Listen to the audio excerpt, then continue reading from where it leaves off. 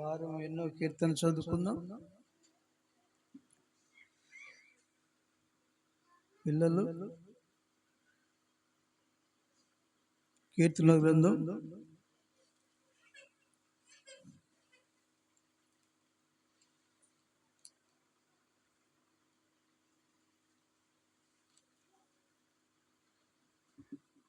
100వ కీర్తన చదువుకుందాం.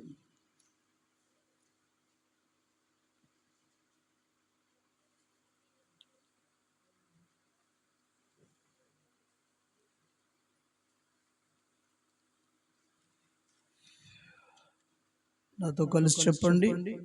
సమస్త దేశములారా యెహోవాకు ఉత్సాహధ్వని చేయుడి, సంతోషముతో యెహోవాను సేవించుడి. ఉత్సాహగానము చేయుచు ఆయన సన్నిధికి రండి. యెహోవాయే దేవుడని తెలుసుకొనుడి. ఆయనే మనలను పుట్టించెను, మనము ఆయన వారము, మనము ఆయన ప్రజలము, ఆయన మేపు గొర్రెలము. కృతజ్ఞత అర్పణలు చెల్లించుచు ఆయన గుమ్మములలో ప్రవేశించుడి.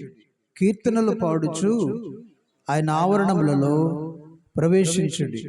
ఆయనను స్తుతించుడి, ఆయన నామమును ఘనపరచుడి.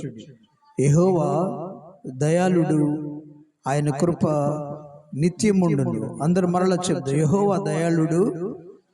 అందరు బిగ్గరగా, యెహోవా దయాళుడు, ఆయన కృప నిత్యముండును, ఆయన సత్యము తరతరములుండును.